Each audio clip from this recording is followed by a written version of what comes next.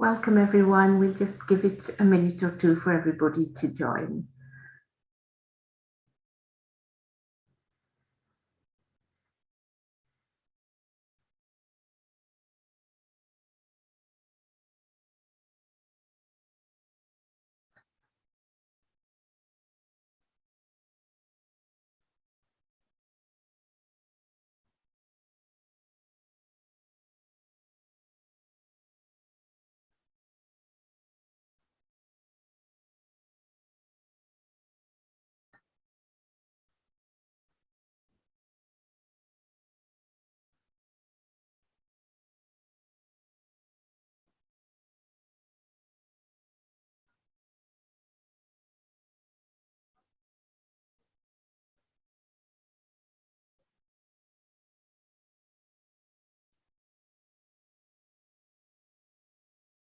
So welcome, everybody. My name is Kalpana Wilson, and I'm going to introduce this panel on behalf of South Asia Solidarity Group, which is a UK-based anti-racist and anti-imperialist organization, which is involved in building solidarity with people's movements for democracy and justice across the countries of South Asia.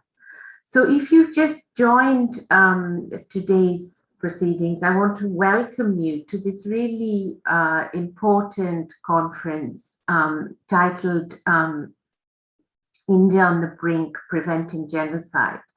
And it's been brought together, as the title suggests, in an atmosphere of real urgency.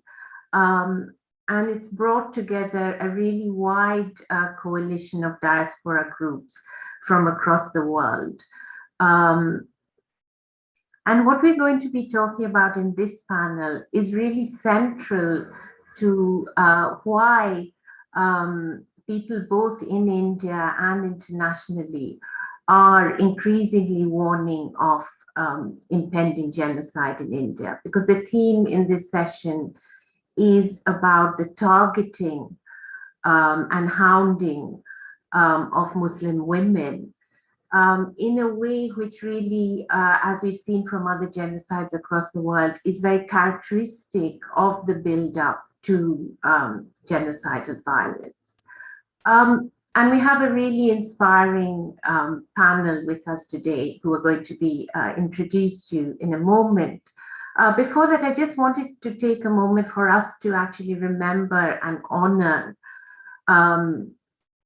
the victims and survivors of the Gujarat genocide of 2002, and specifically the women and girls who were subjected to unspeakable forms of gender torture and violence, which really again kind of characterized those events.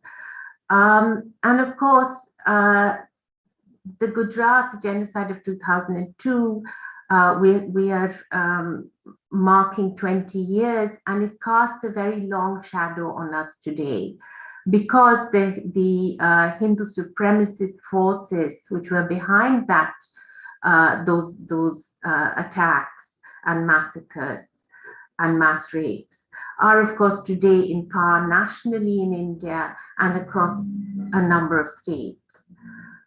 And in a way, it's that which is the focus today.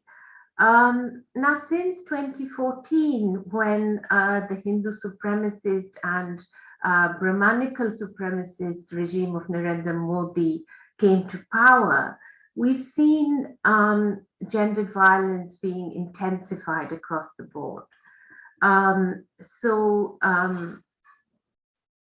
Gendered violence and attacks on Dalit women, on Adivasi women have further intensified. There's been a real epidemic of that. The militarized gendered violence faced by women in Kashmir has intensified, and we've seen minorities, Christians and others all being targeted. But the particular focus today is this real wave of targeting and hounding of Muslim women in India, which we see as an extremely disturbing kind of genocidal character to these attacks. And we're going to hear more about this, of course, from our speakers. Very briefly, we've seen in recent weeks, we've seen a whole range of really poisonous hate speech, calls for mass rapes and so on, go completely unpunished. And we know why that is, because those who are putting those across are very close to the government, to the ruling BJP, and to the whole host of Hindu supremacist organizations, which many of them belong to. We've seen Muslim women who've spoken out, who've been critical of Hindutva or of the government, targeted in these vile apps like Sulli deals and Bully Buy online.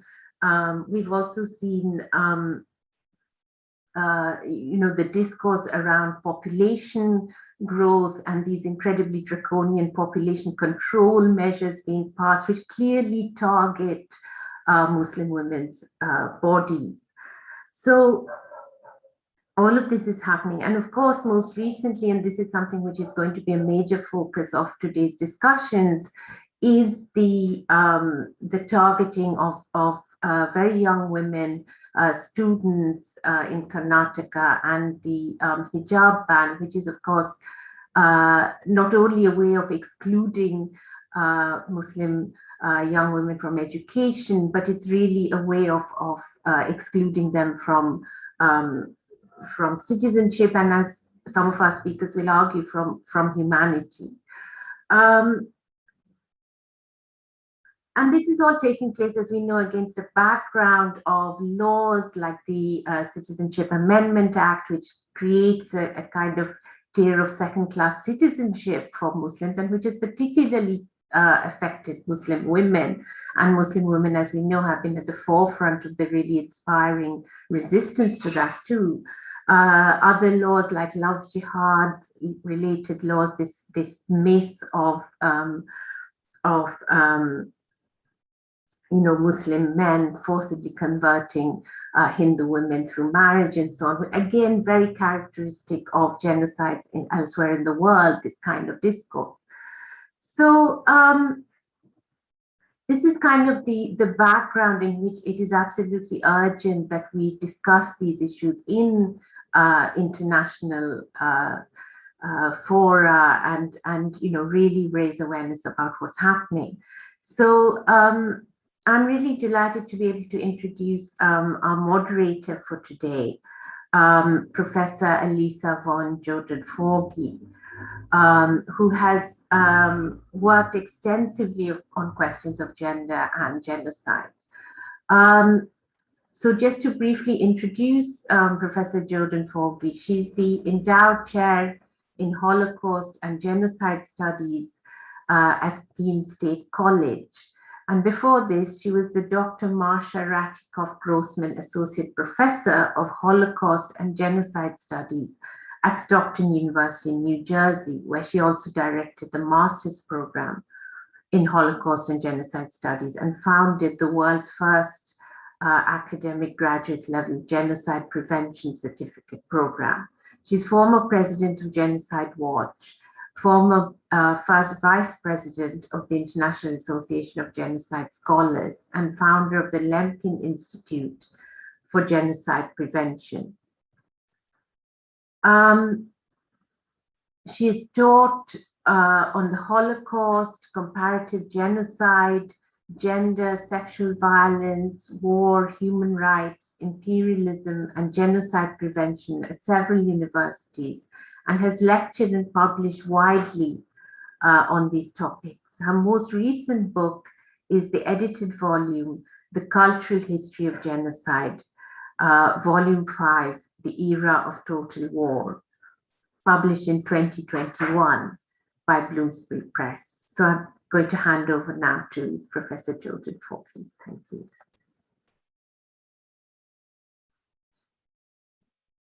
Thank you so much for that wonderful introduction, and also your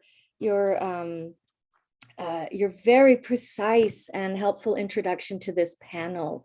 I think that frames the discussion today really beautifully. So I want to thank you. Thank you so much, Kalpana, for that. And it's really an honor to be here. And I was very excited to receive the invitation to act as moderator. And I'm very, very much looking forward to the discussion today. I'm here with an unbelievably great group of women, and I think our discussion today is going to be incredibly insightful, and we'll move things forward. So I want to introduce first Sabika Abbas, who is an Inc. Fellow and a performative poet. She's been performing since she was in college in Delhi, and has dabbled in writing, campaign strategy, street mural art, and much more. She's a gender rights activist, a poet, and an educator, and has over the years become synonymous with protest poetry. She describes protest poetry as a natural result of urban communities and the thriving interest in the arts, and has performed poetry to challenge patriarchy and reclaim public spaces. Sabika Abbas. Abbas's poetry encapsulates the trials and tribulations of a young Muslim woman trying to exist in present-day India. So please, Sabika. Thank you so much for the introduction. I am honored to be a part of this conversation. Before I begin, I just want to say that whatever articulation that I have, it has been learned from the women who came before me, and especially the Muslim women who have been articulating the politics in the public sphere in India for a very, very long time. So I've learned from them, and I'm here to carry forward that fight. And I want to acknowledge the kind of sacrifices, the kind of resistance, the kind of fights that they have continuously put up. Just as the context of this conversation was set, I think it is true that this attack on Muslim women is not overnight. It is not an attack that actually started in 2014, for that matter. We've seen the attacks that the Muslim women face across India for a very, very long time, even during the previous governments. Whether it was in the name of population, whether it was in the name of fertilizing, Muslim women, and whether it was in the name of, making them undergo surgeries forcefully, whether it was in the name of, politicizing the triple talaq, which is a fight of Muslim women, under which the names of people under which the current government has written their name, the fight of Muslim women, was actually appropriated by the current government, because there's this whole fetish of acting as messiahs of Muslim women across the political discourse that happens in India, especially by the Brahmanical patriarchy and especially by the right-wing government, who always want to be like our messiahs, coming on a white horse, trying to save the very, very oppressed Muslim woman who is, who needs to be saved from the hands of the Muslim man. And this continuous attack another part of this attack is also to villainize the Muslim man continuously in public spaces, in personal again and again. So there's this fetish that, we are going to save you from triple talaq, we are going to save you from quote unquote the oppressed clothing that you wear or the practices of your community. And this has been going on for a very, very long time. And when Muslim women came out in the public sphere, continuously articulating their politics, and just to be clear, that Muslim women are also not a monolithic identity. Muslim women have as intersectional an identity as any other woman in this world or any other individual in this world. They have their reasons why they do what they do, why they study what they study, why they exist, how they exist. They are different and unique. So every time any political discourse happens from any side, everyone really wants to paint Muslim women in just a singular color. So that is not the case. But coming back to the fetish of acting as our messiahs, we came in the public spaces, we questioned, we wrote, we became journalists and poets and leaders and occupied streets. So their job, self-taken job of being a messiahs, was snatched away from them, and they continuously move towards dehumanizing us, fetishizing us, calling for our rapes, putting in efforts, money, sponsorship, planning to ensure that they remove us from spaces of narrative building.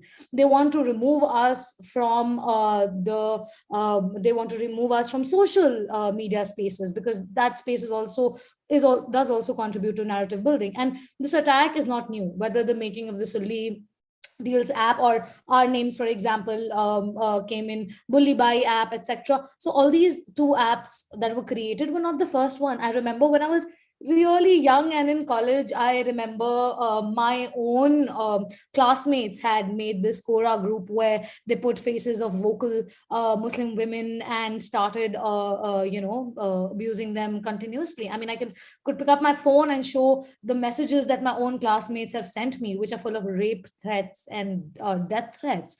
And we sat in classes with these people, and so it's not new. There were, every time Muslim women started putting up their selfies or pictures on Eid, those photographs were auctioned online. So this coming together of an app was just a culmination of this hate that was happening since a very, very long time, because they're afraid that Muslim women are out there, whether it is on Twitter, it is on Facebook, or whatever social media, and they're speaking up. And secondly, they also want to remove us from spaces of education, from spaces where Muslim women are challenging the power dynamics, where they are reclaiming the spaces that were taken away by the Brahmanical patriarchy and everyone who's complicit in that, and everyone who thinks that Muslim women, needs to be saved. And this process is also part of this removing of Muslim identity from public spaces. So actually, the hijab represent the Muslim identity, and for them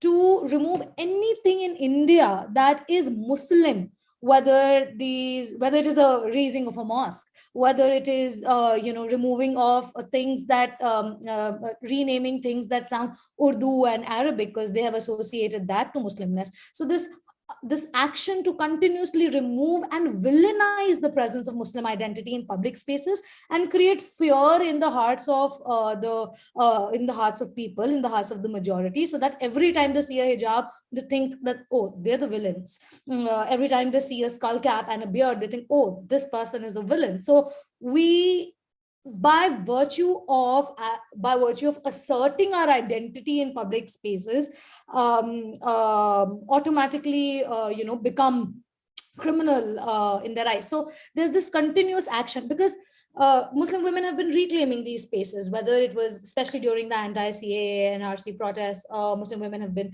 at the forefront. They were sitting nights after nights in the cold winters, talking, asserting, speaking up, ensuring that the fascists are not able to sleep properly at night, ensuring that the world listens to us, and at every time challenging this idea that we're oppressed, we need to be saved, someone else needs to hold mic on our behalf and speak up and talk about us. This all of this and this fear that we are here, we've arrived, we're not backing down. In fact, we are the only hope for not just our community, but for the entire country and to hold up the constitution, to hold up our identity, to hold up the rights that our constitution gives us again and again, and to build solidarity and leadership. And they're afraid that we are, despite of their continuous efforts to raise us down, we are building our leadership. We are consolidating across the country, and in fact across the world. We are able to create that kind of and this is what is moving into a hijab row. The hijab row, quote unquote, is actually, I don't want to call it the hijab row, because the row is not the hijab. The issue is not the hijab. This is not the time to discuss, for example, whether it is good or bad, or it is choice or not. This conditional solidarity is something that we don't want warned, where we've been invited on panels and journalists have asked us, is it worth compromising on your education? Well, today they're asking us to remove the hijab. Tomorrow they are going to ask us to change our names. Day after tomorrow, something else. So our idea is to call them out, and take their hands and bend it over in the first place itself, in the first attack itself. So right now the conversation or the issue is not the hijab. The issue right now is the hate, the act of discrimination, and the massive marginalization that Muslim women are facing at every step of their existence. When they go to banks to withdraw money, when they go to universities to study, when they go to schools and colleges to study, when they pick up their pen to become a journalist, write poems, to, when they come and articulate in social media, when they just exist, when they love, at every point, Muslim women are being targeted, and that hate needs to be the question. Because right now, what breaks my heart is that Muslim women, the biggest misfortune of this situation has been, number one, the lack of proper solidarity and allyship. It is the presence of a Muslim woman, and her assertion is not just a matter of debate in the right wing, but even the liberal progressives in a lot of ways have come and demeaned us, demeaned our existence, and literally called us oppressed, and said that, oh, we understand, but that kind of conditional solidarities has been extended to us.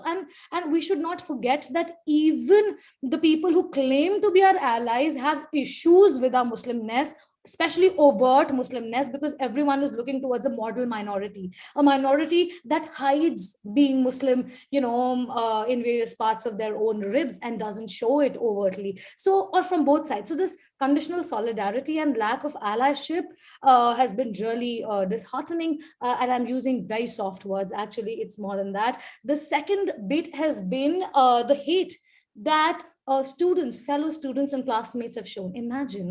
Just imagine closing your eyes and sitting next to people in a class and studying and not feeling safe. Even if government or the state doesn't go ahead and ban the hijab, even if we win after an exhausting fight, even if we win, how do we think that those young people, those young Muslim women are going to sit in classrooms with classmates who called for their death, who called for their rape, who called for their removal from classrooms, from education institutions, and that has become a reality.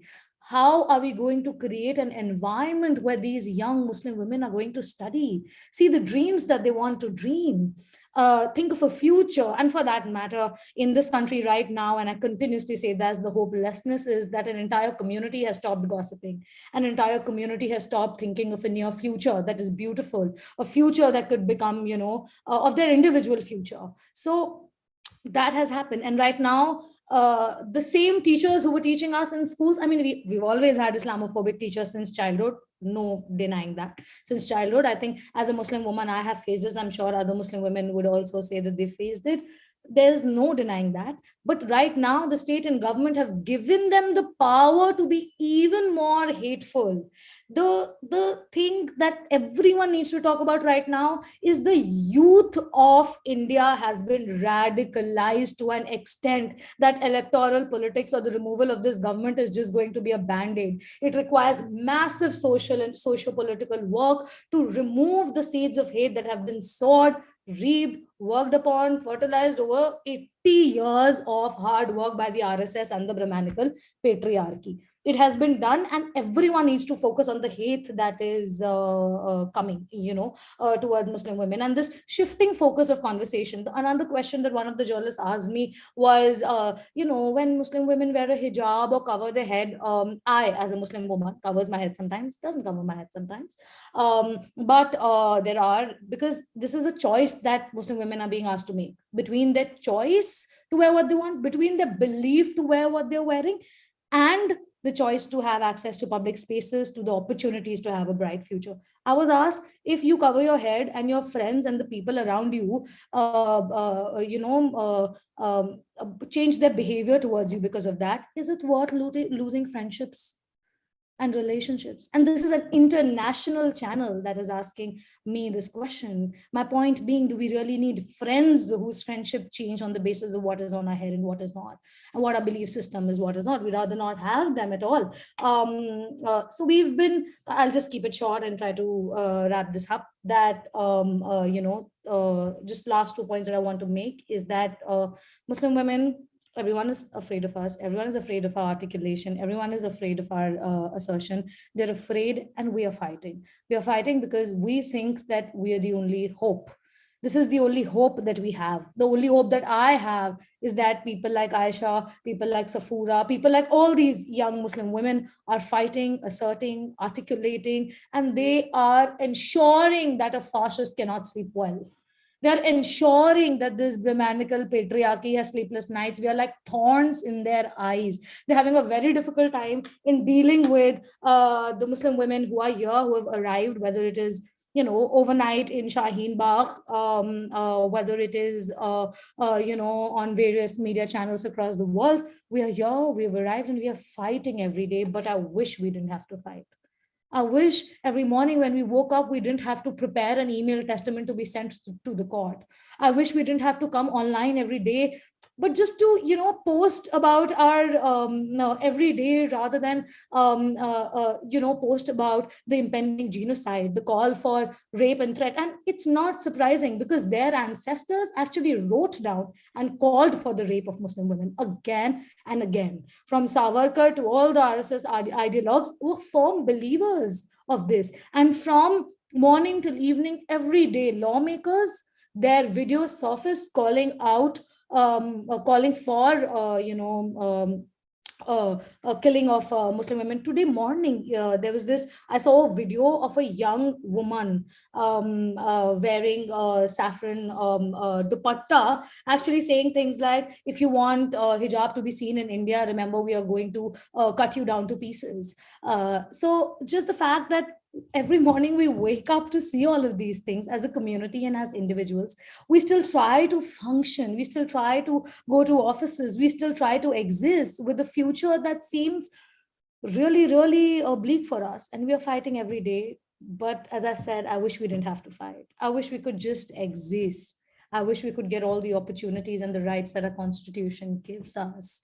But you're fighting every day. I don't want to be called brave. None of us wants to be called brave and courageous and fighting on the streets every day. No, we just want to exist in a space that actually promises social justice. And our fight is for social justice. All these leaders are not just the leaders of the Muslim community or the Muslim women.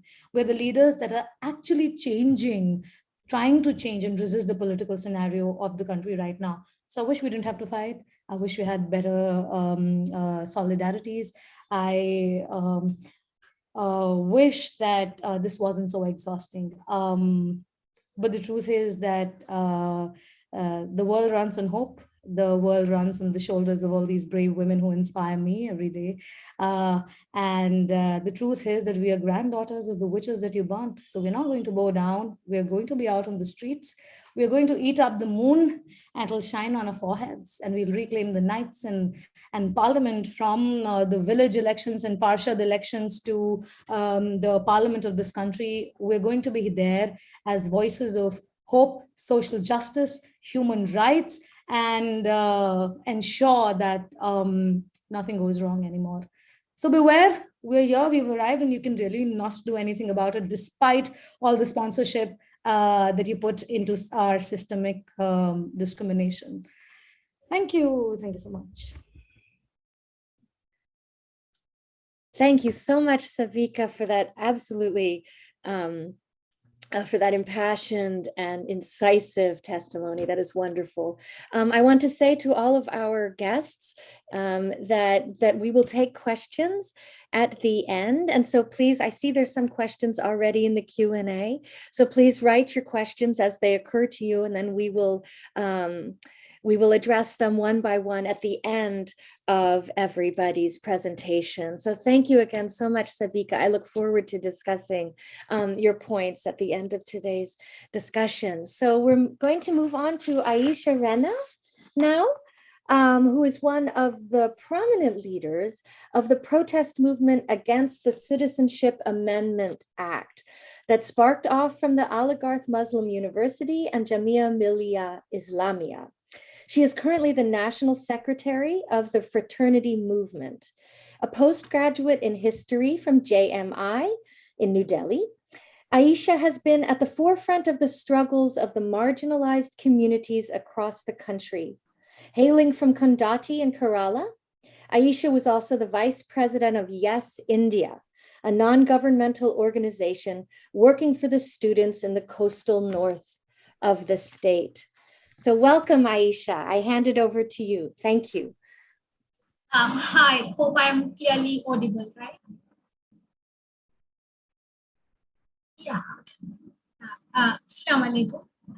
I'm so much honored to be a part of a 3-day virtual summit, India on the Brink, Preventing Genocide, jointly organized by the international diaspora-led organizations and allies around the globe, and with the panel on the title Hijab Ban, Hate Speech, and Hounding, Targeting of Muslim Women in the Long Shadows of Gujarat 2002, and of course with the panelists. Usually, when people are sad, they don't do anything. They just cry over their condition. But when they get angry, they bring about a change. This is what Malcolm X said, who still remains to be an inspiration for the downtrodden and the marginalized communities all over the world. February is his Shahadat Din, and also February is a month when most of the genocides against the Muslims were executed. Let it be the Nelly massacre, Gujarat pogrom, Northeast Delhi pogrom that happened in 2020, Gunan Poshpara, etc. In this particular February, Indian Muslims are going through the hijab ban in Karnataka, which is a part of a genocidal project executed by the Sangh Parivar or the Hindutva regime. Hounding and targeting Muslim women, especially the Muslim women, were always a part of their formation of the Hindutva Rashtra, which was followed by the mob lynching, attack, harassment, then the brutal killings, the rapes against the Muslim women, and let it be in the offline or let it be in the online, this is something which have been continuing in India for so long. So Lidl is a recent example of degrading, dehumanizing, and vilifying of the Muslim women by auctioning them in the online platform. All these things that is happening out of pure Islamophobia, which is embedded in them. The current controversial hijab ban is also a part of the hate crime and Islamophobia, which is being built up and executed by the Sangh Parivar.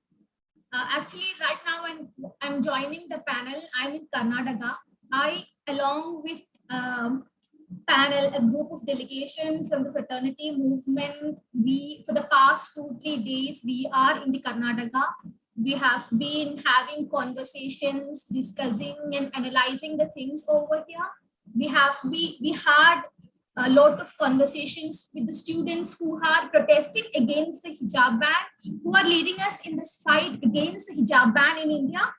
So I would like to point out some ground realities and some things which I have gained from all these 2 days. So one of the first things is like it's happening in the Karnataka. Earlier, the hijab ban or this hijab ban is the smaller versions or the larger versions of the hijab bans had existed or existing in the different parts of the world as well. So this particular hijab ban is happening in the Karnataka right now. It's in the southern parts of India. It's also known as to be the UP of South India. So the Karnataka is ruled by the Bharatiya Janata Party, BJP government. So slowly or gradually they are executing their genocidal projects all over the country. So Karnataka issue in the Karnataka can be also seen as a part of that. So coming into the hijab ban issue, Udupi and Kadambura are the 2 hotspots in which the college authorities all of a sudden stopped allowing the Muslim women in hijab to enter inside their classes. More than 64 institutions have banned hijab as of now. Few were banned before the interim court order, a few banned after the interim court order was produced. So one of the most important aspects of this particular hijab ban is these girls, these students, I would like to call them as women because they are bravely protesting, they're bravely showing up their courage all over. So they were wearing this hijab for so long. It's like I had a conversation with the students in the Katampura. There are 5 colleges in the Katampura, and they told for more than 20 to 30 years, from the very beginning of their college life, or that college, the Muslim girls were coming, Muslim women were wearing hijab, and they were attending classes for so long. So it's not like all of a sudden Muslim women started coming to the colleges wearing the hijab and they started. It's not like that. This is something which we have been doing for so long. It's a part of our faith. We have been going through this for so long. We have been doing this for so long. So the hijab ban thing happened all of a sudden because of the Hindutva infiltration and the saffron shawl people when they started problemating it.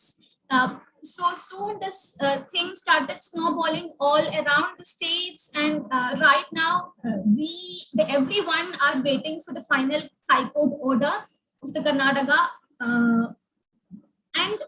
While we are discussing about the hijab ban in the Karnataka, I would like to point out some things that happening as a part of this. The boys who were not ready to wear the saffron shawls were very brutally beaten up.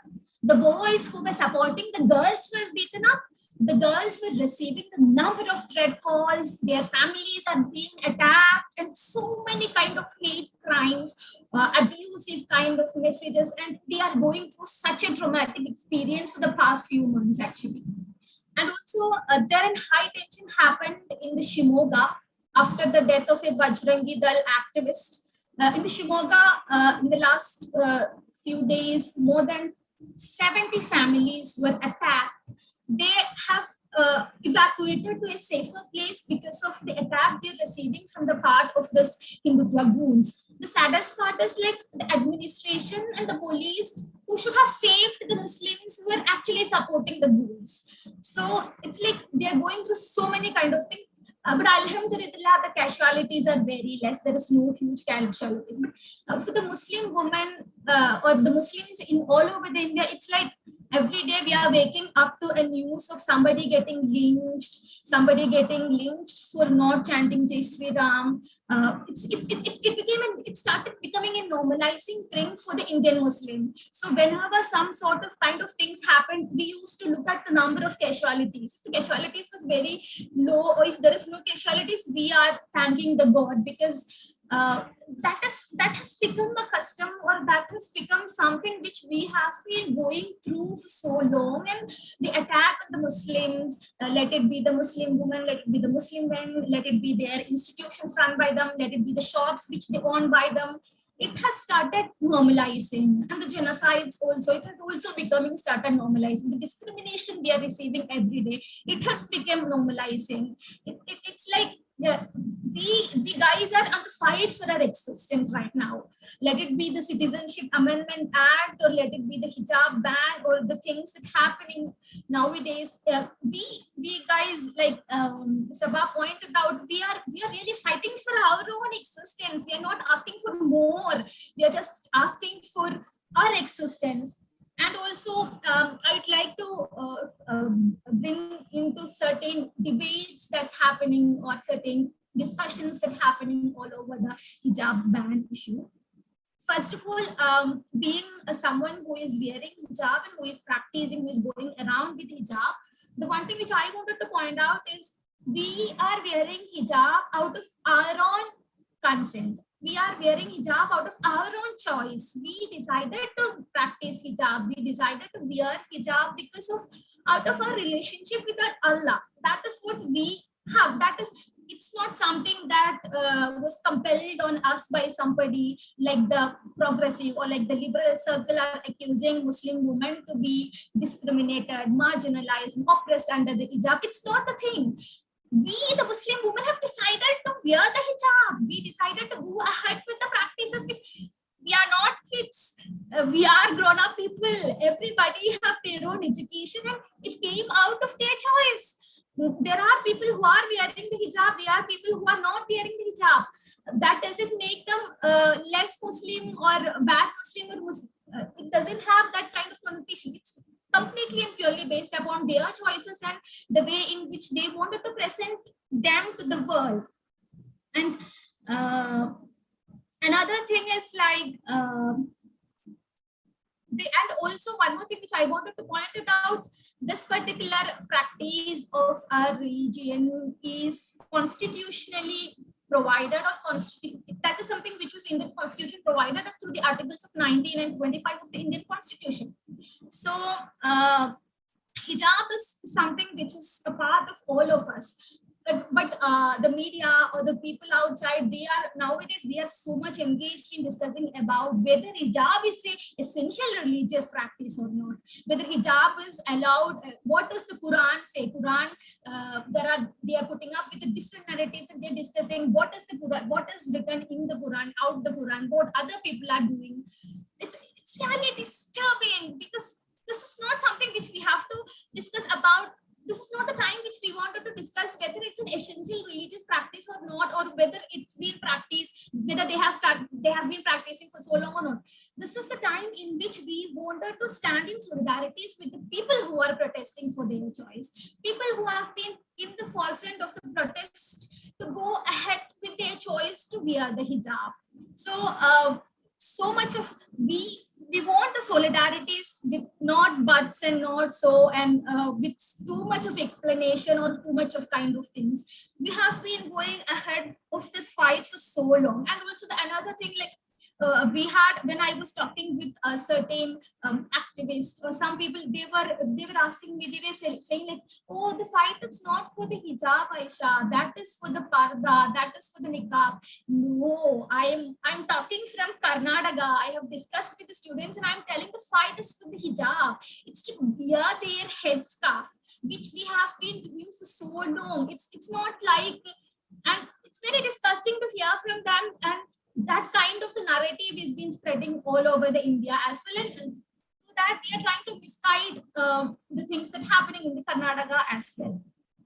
And also one more thing which I wanted to say is this is not a local issue, or this is not something which is happening in a particular small area of India. This is clearly a part of the Sanghparivar agenda. This is clearly a part of the genocidal project which they have been implementing for so long. They have came to a point when they have the power, they have all the authorities to implement it, so they just started implementing it. So this is a time in which people should stand with the minorities, stand with the people who are fighting for the existence. This is everybody should understand the differences between the majority communalism and the minority assertion. This is not the time to compare both of them. This is our fight for our existence. Like going back to that, what Malcolm X said, like we, the Muslims, have been victimized for so long.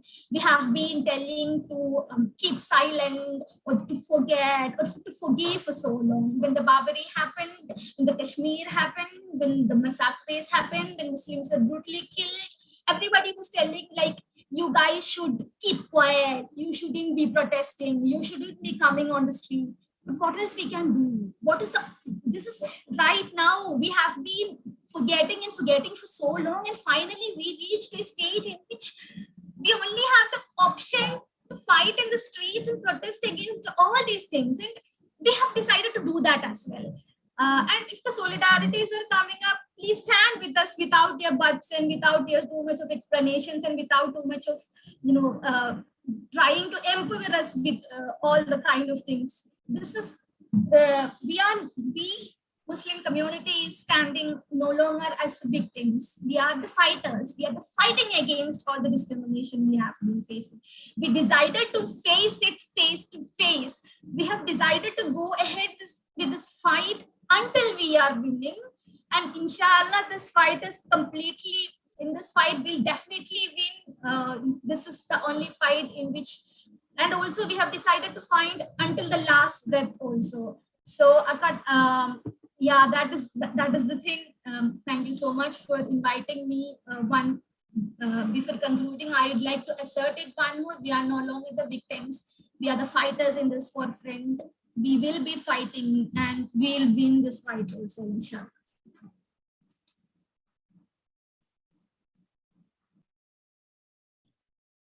Thank you so much, Aisha, for that wonderful presentation, and also for that passion and for framing the issues. And I know we're going to have a lot to talk about. And especially thank you for your voice from the trenches, as it were, right? And for the fight. That was wonderful. Thank you. So we're going to move now to Kavita, but actually perhaps before we move, there is a question that perhaps we can answer right now. So someone has said, my Hindi is very bad. Can you please translate the exact word or meaning of bully bai and sully bai? Thank you. So perhaps since this is a topic of conversation that will be brought up again, Kavita, would you like to do the translation before you begin? And then I will introduce you. So first translate and then I'll introduce you, okay? Yeah, I just want to say that those are actually slurs. They don't have a specific meaning. These are slur words. I don't like to use them. In fact, I try to avoid using those particular words in describing those apps because they are simply a way of sexualized slur for Muslim women. So they do not have any usage outside of the Hindu supremacist ecosystem. Yeah. Great. Thank you so much. Actually, sulli and bully comes from this perverse version of where a Muslim woman is actually called a mulli in India, and that is then used as sulli and bully to basically dehumanize us. And thank you both. Thank you for that clarification. Thank you. Okay, so we are going to move now to Kavita Krishnan, a feminist and left activist and writer. She is National Secretary of the All India Progressive Women's Association, a mass organization of rural and urban working women, and a Politburo member of the Communist Party of India, Marxist-Leninist.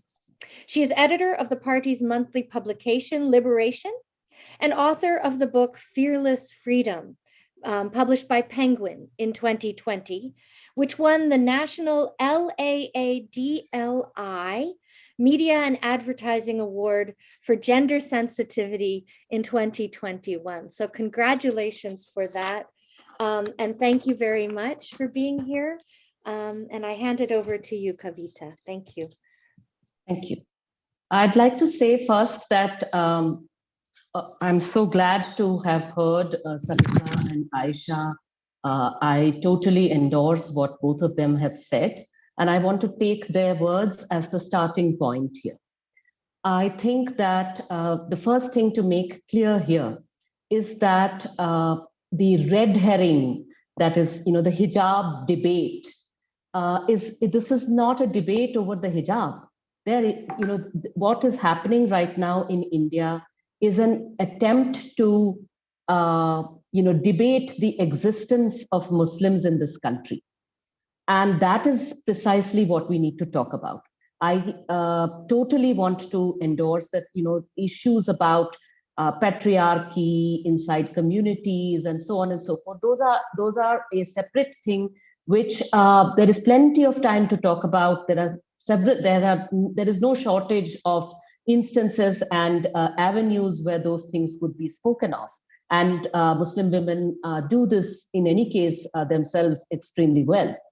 The thing to remember here, and I want to begin by reading out two quotes to the people who are listening here, because I think that it's time to bring back here the fact that the hijab is the latest in a long series of symbols of Muslim identity and visibility that are being made the pretext for attacking Muslims, demonizing them, portraying them as alien to India. And, I just want to first quote a BJP leader, elected representative in the state of Uttar Pradesh, which is in the middle of elections right now. He made public speeches in which he said that, well, we are getting rid of the hijab, and we are not going to stop there. Muslim men wear the skull cap, and we are going to make sure that their skull cap is taken off and they put on the Hindu tilak instead. Okay, something that is worn in the middle of the forehead by Hindus. So I think that it's important to remember that that is basically the subtext of everything that is happening.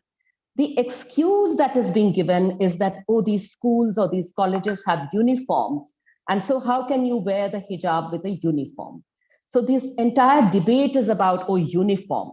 And when you listen to Hindu supremacists on Indian television and so on, if you do so, I feel very sorry for you. But if you do so as part of your job to know what's happening, you see that they often use the word uniformity. So they use the school uniform, college uniform, and they say, look, uniformity, that's what we want. And the whole point here is that, in schools and colleges where there are uniforms, it has always been the case that people of all communities in India have routinely, when the Sikh boy will wear the patka, the Muslim girl will wear a hijab, Hindu girls wear all kinds of symbols, from the bindi to the sindoor to some certain kinds of religious bangles and so on and so forth. So in fact, the Hindu supremacists in Karnataka have made it very clear, because when the Muslim girls wearing hijab brought this up, and they said that, look, you are banning the hijab in the name of the uniform, but Hindu girls are wearing all these other things. They immediately spun that to say, oh, look, these Muslims are trying to strip Hindu women of the bindi and the sindoor and the this and the that. And we are not going to stand for anybody trying to take those symbols of Hinduness away from women who are wearing uniforms and going to college. Okay, so it is absolutely clear that this is an attack on the hijab because of its Muslimness. Now, where does that come from? I want to remind people here listening that this is not just something that the BJP, which rules India now, has just come up with now.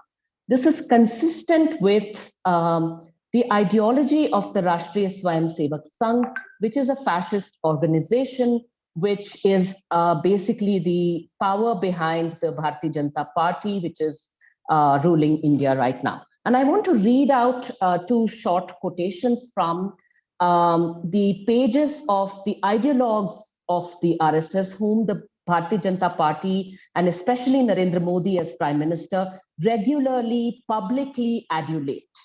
So here is what Golwalkar, who is one of the founders of the RSS, in a book called We or Our Nationhood Defined, he said that the foreign races and he called India Hindustan, so Hindu country, must either adopt the Hindu culture and language, must learn to respect and hold in reverence Hindu religion, and must entertain no idea but those of the glorification of the Hindu race and culture, of the Hindu nation, and must lose their separate existence to merge in the Hindu race, or may stay in the country wholly subordinated to the Hindu nation, claiming nothing, deserving no privileges, far less any preferential treatment, not even citizens' rights. This was a book, of course, in which Golwalkar also said that Nazi Germany was the model that Hindu supremacists in India could learn and profit by. Those are his words. Now, I want to read out another short quotation from another RSS leader, Deen Dayal Upadhyay, who is often projected by certain persons in the BJP as being more liberal than Golwalkar. So they say, oh, he has this ideology of integral humanism. I won't use the word that is springing to my lips, but let's say that that is complete rubbish. Let's stick with the word rubbish. Okay. So what does he say? This is in an article from 1953 called Undivided India, Akhand Bharat. So this is the notion that India is not just about the territory that is, recognized as India now. It includes basically all its neighboring regions. And so it is, including parts of China, Nepal, Myanmar, Pakistan, of course, Bangladesh, you name it. So all that is basically this greater India, you can call it that, undivided India. So they call it undivided India, but basically it means some kind of greater India. So in this article, he says that we need to find a solution for, and I quote, separatist and anti-national attitude of the Muslim community. So to understand what is happening now with the hijab, the whole propaganda by the television channels and so on, which are the active propagandists of the Modi regime, are basically, they are trying to say that, look at these, these are, Muslims are just stubborn and they're backward. And this is some, Saudi Arabia thing, this hijab, this headscarf, we have no place for it in India. It's another matter that, Hindu women all over the country cover their heads. And as a matter of routine, it's extremely common in South Asian culture. So the point is, so they say that, this is a separatist and anti-national attitude displayed by the wearing of the hijab. This is the instance of that. So then he asks in that 1953 piece, he asks if the Indian National Congress Party, which was then in government, he says, would they want Muslims to be driven out of India? Surely not. And he says, if not, there's only one option. So either Muslims should be driven out from India. If not, Muslims will have to be assimilated into the national life of this country. In other words, Muslims must be made Indian. And then he explains what he means by making Muslims Indian. He says, we must change the 30-year-old policy. And he's writing in 1953. So he's talking about 30 years, which includes, India during the freedom struggle as well as independent India. And he says, this is the 30-year-old policy of Hindu-Muslim unity, which Congress adopted on a wrong basis. So Hindu-Muslim unity means that Hindus have a separate identity, Muslims have a separate identity, and they have a unity as Indians, and it's possible for them to be friends in spite of being different. So he says, no, if you want unity, we must display Indian nationalism, which is Hindu nationalism, and Indian culture, which is Hindu culture. So what Sabika said is absolutely right, that today it is the hijab, tomorrow it could be certain names, anything that speaks Muslimness is something which Muslims will be asked to give up. That is what we need to really understand as what is happening here. The other thing is, I find, I think it is, I cannot even begin to imagine how disturbing it is for Muslim women to experience the fact that their fundamental rights are being debated in the courts, that it is basically at the mercy, their existence with dignity is at the mercy of what a particular judge may think, what liberal Indians may think, and their prejudices about the headscarf, their half-baked ideas about how France has banned it, and so of course we must ban it here, and all of that, and all of this. The point is that to have your rights, and I speak, I should also say this, that women in India in general, and I've written about this earlier, are also feeling this existential threat to their freedoms more broadly, because the same Hindu supremacist groups that are attacking Muslim women in this vicious manner, they are also continuously demonizing the figure of the woman protester, including Hindu women who are protesting. So if you're a young Hindu woman protesting, if you are an older woman like Sudha Bharadwaj, who was in prison till recently, basically any figure of the woman who is outspoken and critical of Hindu supremacist idea of what India should be, basically you are in anti-national and you need to be trained. You need to be coached back and made Indian, And in particular in coastal Karnataka, since 2008 until now, there's been a concerted campaign by Hindu supremacist groups. The campaign has included attacking school-going girls who are Hindu and Muslim and are friends with each other and visit each other's homes. So they're basically trying to implement a policy of apartheid over there between Hindus and Muslims. So they attack Hindu and Muslim friends, Hindu and Muslim classmates. They have been known to stop a bus, and this was way back in 2008 and 9. They stopped a college bus and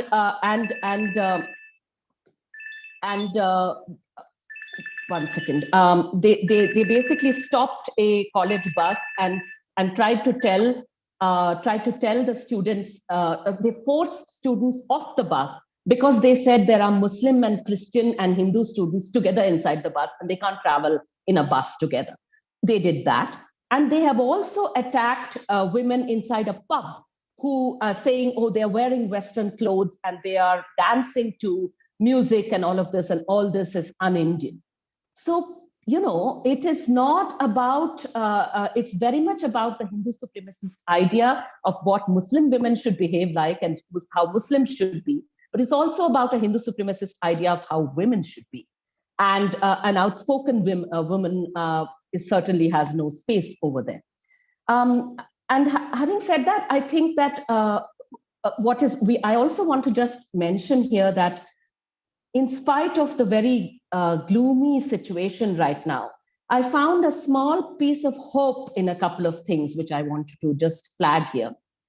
There were photographs in newspapers from South India that showed photographs, when college was closed for some days because of this so-called hijab controversy, and when the state government of Karnataka reopened it, you had photographs of girls in their uniforms, basically walking to school. It's pre-university, so it's basically these are 16, 17-year-old girls who are walking to school in their various uniforms from various schools, colleges, whatever. And you can see very clearly that there are Hindu girls holding hands with women who, with their friends who are wearing hijab. And you can see very clearly, I pointed this out to people who said, oh, but why is that? Can't that Muslim woman, Muslim girl not wear a hijab? Just, why does she have to want to stand out? So that is the propaganda that, Muslims are just, deliberately kind of wanting to stand out and just think. And I pointed out that in the photograph, you can see that one of the girls has a red thread, which is a, Hindu religious kind of thread around her hand. Another one has a Rudraksh mala around her hand. These are, ordinary kind of routine things that a lot of Hindu girls wear. And I said, you're not noticing those things. You are accepting them as part of your regular landscape. And your eyes are being trained to see the girl in the hijab as the sore thumb that's sticking out and doesn't belong there. And that is incredibly unsafe, as Sapika so eloquently said. It's incredibly unsafe, even if this thing is pushed back in the courts. Who knows what kind of what situation it's going to be in. And I want to say here that, one of the arguments in the court is it or is it not an essential practice in Islam? And I agree with Aisha here that I find this a very dangerous thing to be debated. What is essential to your relationship with faith or your relationship with your ideology? What you think is yourself? That is something for you to decide, for the woman to decide for herself. This is not for the courts to decide whether or not a woman, should be wearing a hijab or not. And it's absolutely atrocious that the Karnataka state is trying to argue that it goes against constitutional morality, the wearing of the hijab, because it's such a regressive practice and so on. And I want to say very emphatically as a feminist here, that there is no, whether it's a hijab or high heels, what you are wearing is something, some people are saying, oh, this is socialization to imagine that it's okay to wear this. I said, well, it's socialization to wear high heels. It's socialization to wear what I'm wearing. Who knows? What are the motives here? And absolutely, if there is any pressure, force, public shaming for wearing or not wearing anything, of course, women should not have to face that. And we have always been fighting against that. But this is not that. This is a practice where you are making these young girls the subject of intense scrutiny and hatred, hateful scrutiny. And it is not limited to Karnataka. I'll end my remarks by quickly pointing out that the same, basically this has become the latest thing for any Hindu supremacist who happens to have some power inside a school or college or a bank or wherever to start doing this. A bank in Bihar, one of the bank employees basically told a woman, you have to remove your hijab if you want to withdraw money. It's another matter that the bank manager stepped in and said, no, that's absolutely not going to happen. And he reprimanded the employee. But Delhi schools, this thing has started that we're going to stop people coming in with a hijab. It has now spread to saying maybe Sikh boys should not be allowed to wear the patka. All of this. So basically, this is irrespective. And the silence of the prime minister, the silence of the home minister, these speak volumes. Because basically, with their silence, they are tacitly, encouraging this thing to happen. And I would just say to whoever is listening to us today that there are far-right formations and far-right assertion all over the world. Please do not listen to anyone like, for instance, the German ambassador or someone who tells you, oh, the RSS is part of the cultural mosaic that is India. Sorry, that's racist. If you cannot imagine that there can be a fascist formation in India, that India can have politics and India can have far-right politics, then there's something deeply wrong with what you're thinking. RSS is not part of the cultural mosaic that is India. It is a Hindu supremacist formation that is deeply dangerous to everything that, Indian, to democracy in India, to minorities in India, to women in India. So I'll conclude here. Yeah. Thank you so much, Kavita, for those great words. I had no idea that a German ambassador or member of government had said that the RSS was part of the cultural mosaic of India. That's quite something.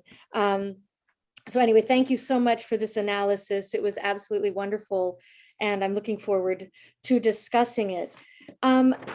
Now, Safura, is she here? Kalpana? No. Shall we? We should move to the video from Natasha. Okay, great. So we're going to be seeing, Safura had a family emergency, and so she was not able to be with us until now. She may be coming later. So what we're going to do is we're going to move on to a video sent by Natasha Kaul, and I will read her biography before we show the video. Natasha Kaul is an academic, writer, and poet who works on topics related to Bhutan, Kashmir, nationalism in India, gender, and identity. She is an associate professor, a reader in politics and international relations at the Center for the Study of Democracy at the University of Westminster, London. In 2019, she was a key witness at a United States House Committee on Foreign Affairs hearing about the situation of human rights in Indian-administered Kashmir. Her most recent novel is Future Tense, which came out in 2020. And among her many other recent publications is Can You Hear Kashmiri Women Speak? Narratives of Resistance and Resilience, which was published in 2020 by the Women Unlimited Kali for Women Press in New Delhi and co-edited with Ather Zia. Okay, so let us show the video. Yeah, I'd just like to tell everybody that Natasha has sent this video, and she sends her regrets that she's not able to join in person today, and sends her solidarity greetings to everyone on this panel. She has sent a slightly longer video and then given us permission to show a part of it. So I'm just going to start from the point where she gets into the main body of her argument. So there's just a few minutes that we've taken out at the beginning, but nothing at all significant. Okay.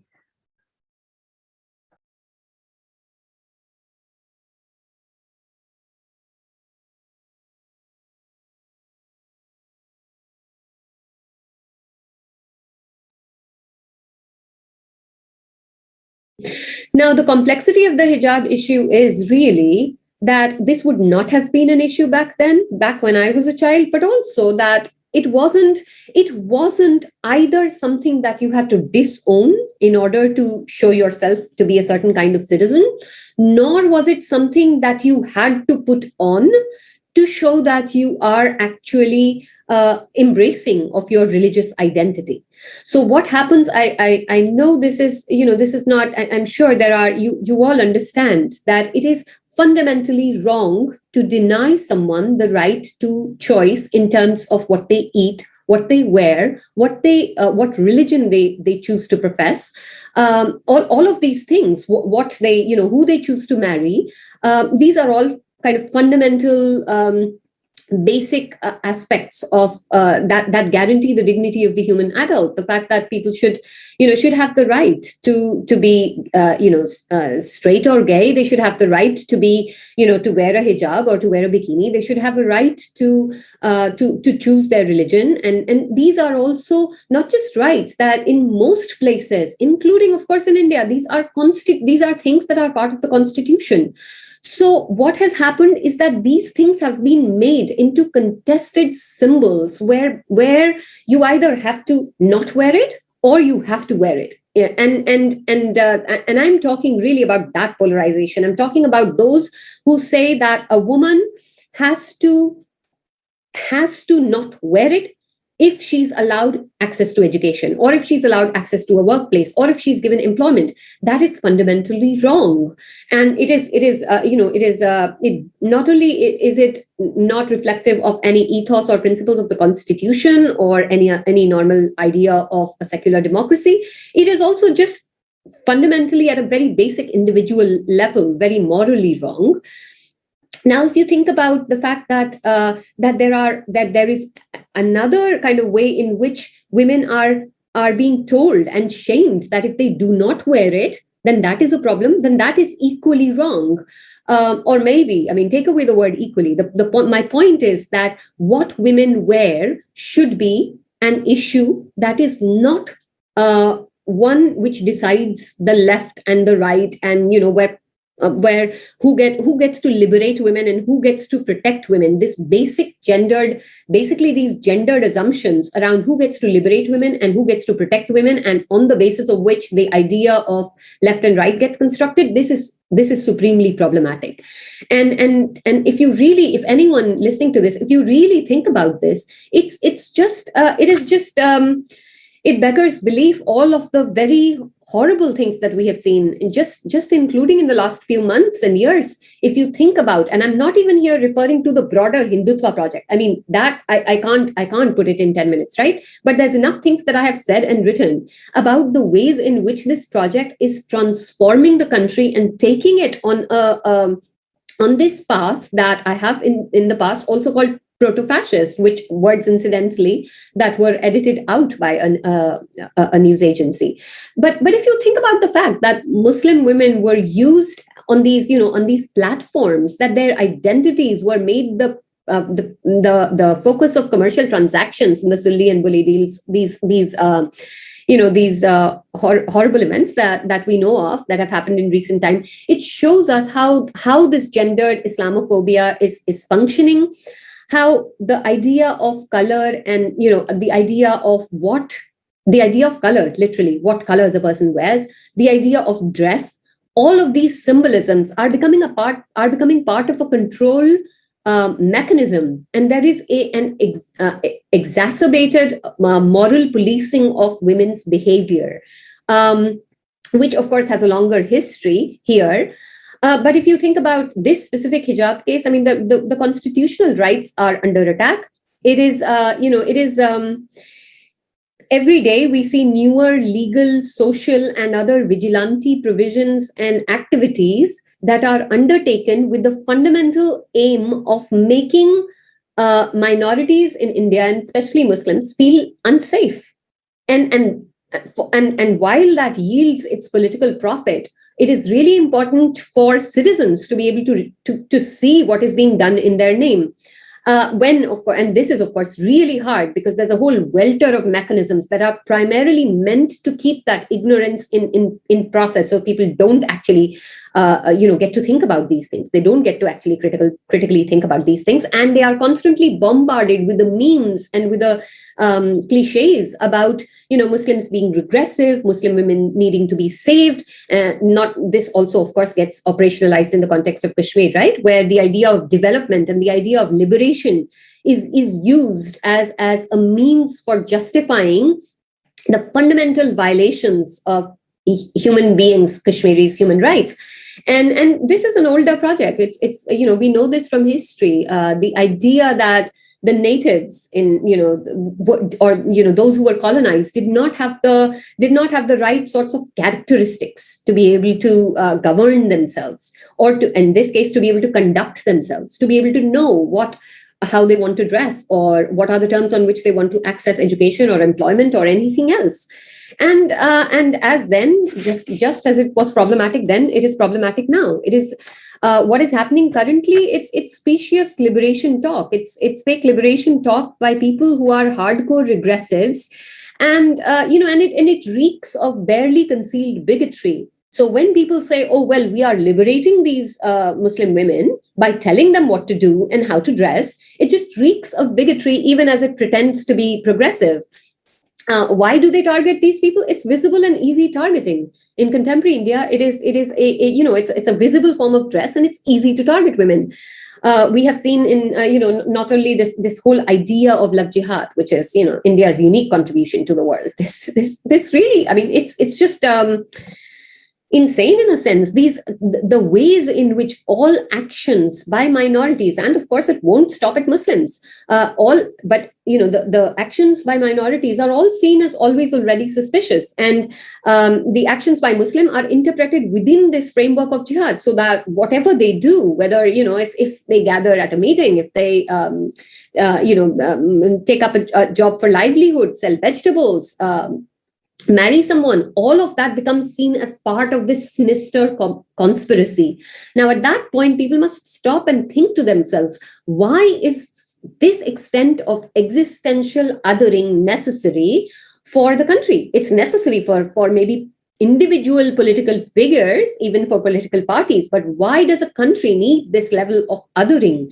And in my work on Hindutva, of course, I've argued about the various dynamics of this, of how this project functions, which I won't repeat here. But I do want to mention that in terms of Islamophobia, it's multidimensional, it's pervasive, it's deeply rooted, and it functions in various registers. And I've previously spoken about how the Indian Muslim citizen is seen as a suspect citizen. The Kashmiri Muslim is seen as a latent terrorist. The Muslim refugees, such as the Rohingya, are seen as invasive pests. And the nation state of Pakistan, the neighbor of Pakistan, is seen as an existential other, enemy other, right? Not just a rival, by the way. So this is a very pernicious project. It creates, its aim is to create and perpetuate a Hindu idea of India, where all others, non-Hindus, and again, men, and then women, and then minorities, and then various kinds of gradations, that they would be entitled to almost, in practice, a de facto second-class citizenship, which would be where their rights and where their rights would not derive from them being rights-bearing individuals, but from the largesse, the benevolence of the majority, and the whims. So that is whimsical, right? So that's whimsical, and now we see this. It's these things, including with this Hijab issue. It starts from one place, but it multiplies, and the timing of it, of course, there will be the general elections very soon in a year's time. There are the elections ongoing now, and these things actually kind of transfer across contexts. So this kind of hate speak is a kind of transferable knowledge. It has various modalities through which it can spread and be profitable for political figures in contexts that outside those states as well. So I think that this is it's really important that we talk about this. Protests for and against women's rights to do these things do not recognize the fact that this is women's choice. It is not, there's first of all the very obvious thing that Sikhs wearing turbans. It's part of their religion. Now, do we want to say that all Muslim women must wear hijab? Of course not. I certainly don't want to say it. I want to say that it is a woman's choice to dress how she wishes. And if she sees that as being part of her religion, then then that's her choice. If she sees that as something that she doesn't want to do, then that's her choice too. And this is why it's really important. Now, the thing is that it's like a catch-22 situation. By forcing a minority into a corner where the choice is between adopting adopting a position where they have to say, oh, well, this is something fundamental to our religion and every Muslim woman must do it. And on the other hand, the idea that no Muslim woman can do it. It's a false choice. It's a very problematic choice, and it's a choice that plays right into the hands of the majoritarian project. Which wants to continue perpetuating this image of others, and all contexts are complex, right? So it isn't just that there aren't contradictions here. There are contradictions, but that's why it's important to think through this and to think of what is it that is designated as different.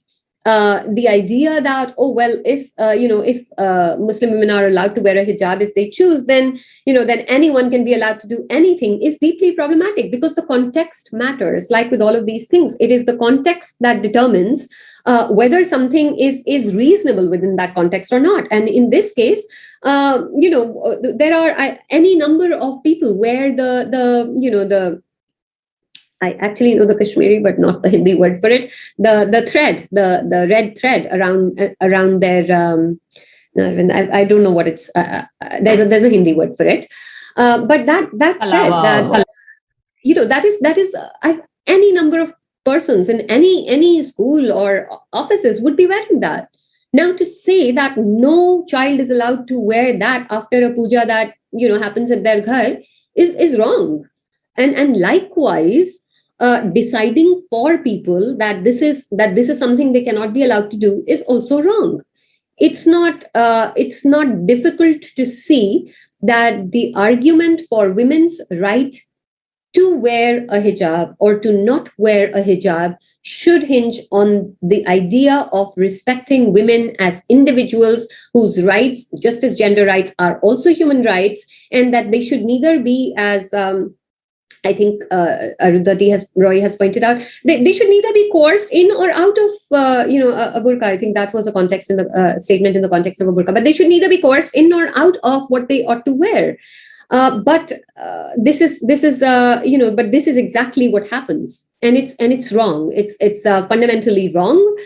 The fact that it's politically profitable does not explain why BEAM does not justify why individual Indians cannot think about it. They must and they should. And it's part of this Hindutva scripting of the country, what they want to see, by this method of creating constant controversies around minorities, right?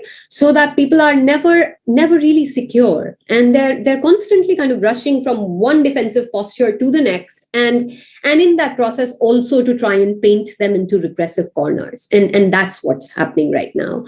So that's what I would like to really say, that it is very tragic what is happening.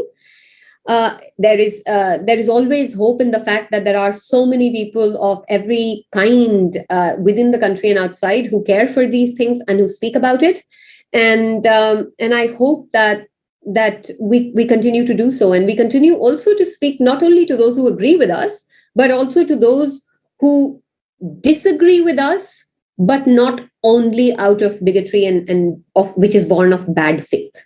So there's always kind of this thing between a cocktail of malice and ignorance that's at play in the perpetuation of these bigotries. But I think we must also try to constantly address those people and get them to see why this is problematic. At least the ones whose political fortunes or livelihoods or whatever do not depend upon regurgitating the bigotries. To those people we can address ourselves, and I think most of what I'm saying and the points that I'm saying are oriented towards hopefully having that understanding be more diffused through how we think these things. That's all I would like to say. I'm really sorry that I would not be able to address the Q&A, but as I said to Kalpana, my work is all in the public domain. People are welcome to engage with me. Just not troll, but yes, there's a lot that we can do if we think together, and the situation right now demands that we do so. Thank you.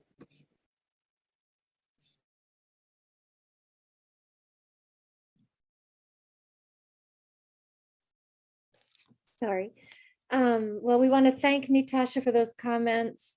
Although she's not here, if anyone has questions for or about what Natasha said, please raise them in the Q&A, and then others on our panel can seek to answer them or share their approach to those questions. So I see that Sephora has joined us. So Sephora, I am going to introduce you, and then you will have the venue. Okay. So Sephora Zargar is a student activist and leader. She is an MPhil student in sociology, focusing on urban studies at the Jamia Millia Islamia University. She was also the media coordinator of the Jamia Coordination Committee. Sephora was instrumental in leading the Citizenship Amendment Act protests, which inspired nationwide mobilizations against the Modi government. As part of her activism and her role in the anti-CAA movement, she was arrested by the Delhi police and was falsely charged as being part of a conspiracy to instigate violence and riots. Sephora was arrested in April 2020. Her arrest was condemned both nationally and internationally. She was released on bail in June 2020. And following her release, Sephora is still actively speaking out against the injustices of the Indian government on various platforms and events. Thank you very much, Sephora. Please, I hand it over to you. Thank you so much, Elisa. You speak too highly. I'm grateful for that. I'm so sorry that I could not, come sooner, be here sooner. I was actually attending a memorial service and I am a bit morose. And then I have to talk about genocide, and I have to talk about hijab. And yeah, there are, I don't know where to begin, but I have 8 minutes, I guess. So I'll just start. I feel that when we are talking about that, when we are saying that India is on a brink of a genocide, I don't think a large number of people actually, understand, the gravity of the situation, because actually we say it so many times, and we have to, that it also like becomes like, okay, we've already heard it, and it sort of kind of becomes normalized, right, in our mind, that, oh, genocide, but what does a genocide actually mean, and it is not some things that has not happened in India before, and since 20 years of the Gujarat genocide, we have 20 years have passed since that, that dastardly, bestial, pogrom that happened in Godhra. Various fact-finding reports came about it, and the common thread in all of them was, the unprecedented scale of sexual violence against the women that happened in the Gujarat pogrom, right? It was also a specific targeting of women. And there was also a concerted effort to erase it also, which in fact added to that bestiality even more. So what does a genocide actually, look like? What were the kind of crimes that were committed against women? And it needs to be said in order to understand what all happened. And I'll be reading.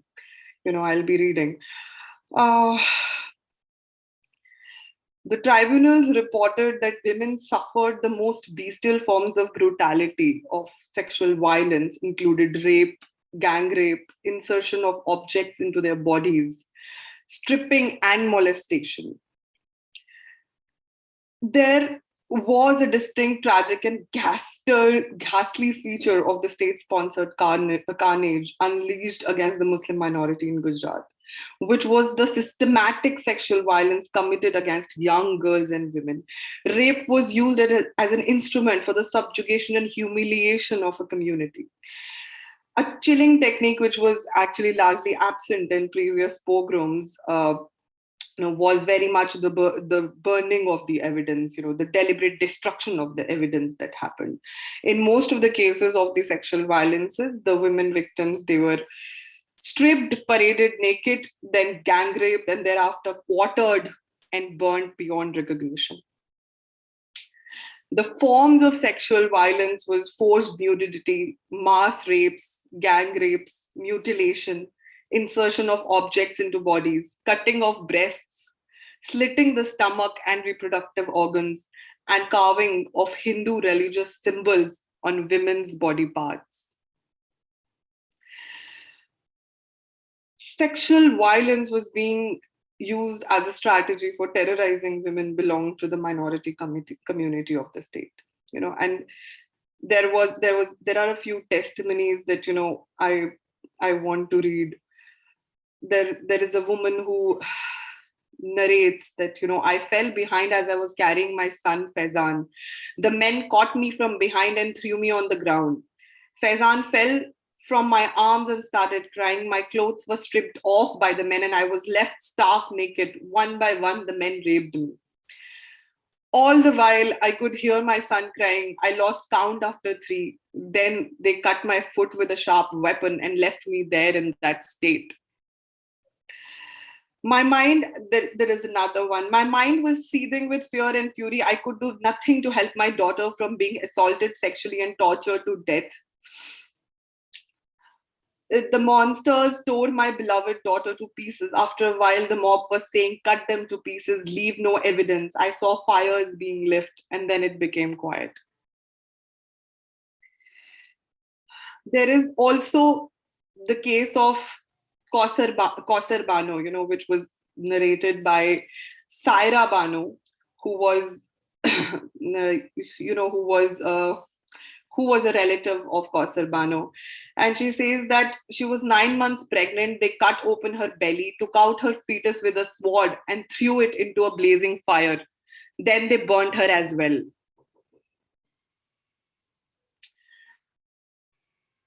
These kinds of graphic, graphic descriptions of, the kind of violence that happened in the pogrom, in the Gujarat pogrom, I don't think words can do justice to the torture, to the bestiality of it all that happened at that time. Today, and I have been saying this since so long that, we see these isolated incidents of online abuse.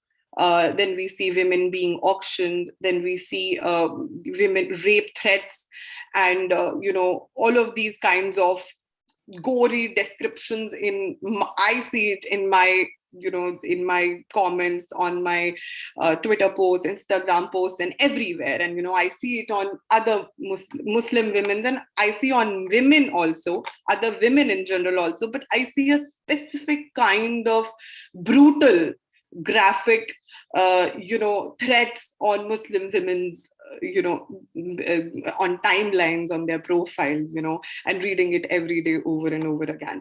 So we see all of these incidents because they happen over a time, so we tend to see them in isolation. And I have stressed this time and again that, this is not just online abuse.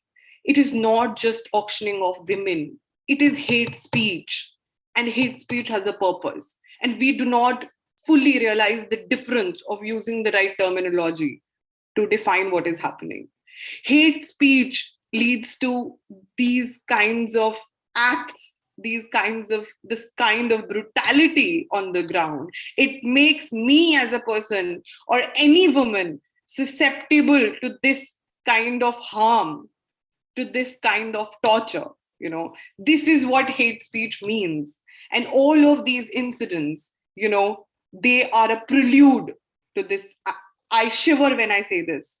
I shiver when I say this, but I have to say this, that it is a prelude to the coming times, And we are doing everything to prevent that for ourselves and, for our sisters, for India, totally, to be scarred with this kind of, violence that we will never be able to move away from. There is no reconciliation for this kind of brutality, for this kind of violence. There is no justice. There is no retribution.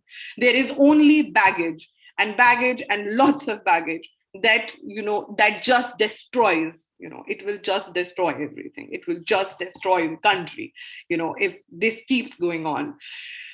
When I see the hijab ban and I see people debating about it, I want to just, tell them to please shut up, because it is not about debating whether it is right or not, whether it is an essential practice or not. It is about the public humiliation that Muslim women are being subjected to on the roads of this country, where you are stripping them in the public glare and recording it and gloating over it and thinking that you're successful because a woman who does not want to show you her face, who does not want to show you her hair, is being forced, is being bent to do that because you own this country, because you own her, because she is not a supposed citizen of this country. This is the nature of the crime that they are committing on the streets of this country. Tell me if this is not a prelude to a genocide. What is it? What do I call it? And I am very angry and I am very enraged when somebody asks me for my take on the hijab row. I have no take. It is a prelude to a genocide and it must be called that. And today here, I am waiting every day when I walk into a genocidal situation. I am walking slowly and I see my surroundings and I see that, oh, this is one more step. Oh, this man was again lynched. Oh, this man was lynched and then he was booked under another act because he was trying to fight for justice. Us being criminalized for crimes that others are committing on us and people watching the spectacle. It is a spectacle to watch or debate over. Or it is a hijab row, or it becomes a controversy, and everybody has to give opinions on it. I understand all of that. It needs to be talked about. But at the same time, it is so ironical that as I, or so many like me, walk into a genocide, I see people whispering. I can only hear whispers. I can only hear a gossip. That is all I can hear. So when this topic really came up, when Sarjeet messaged me, I didn't know how to squeeze it all into 8 minutes.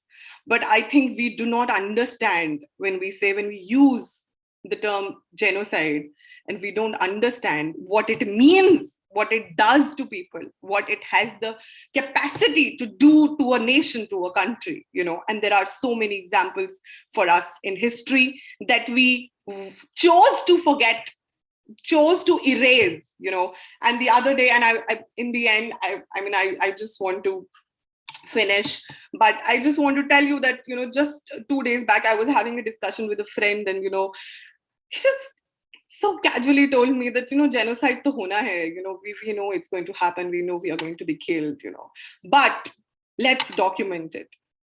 And I'm like, how did you just say it like that? Like so matter of factly. I cannot absorb it because I am this person, this university student, just a young mother trying to deal with motherhood, who believes that, me coming on platforms, telling people about my situation, about my country's situation, is going to just fix everything. And, people are going to listen and wake up from their slumber and do something about it. And it's not going to happen.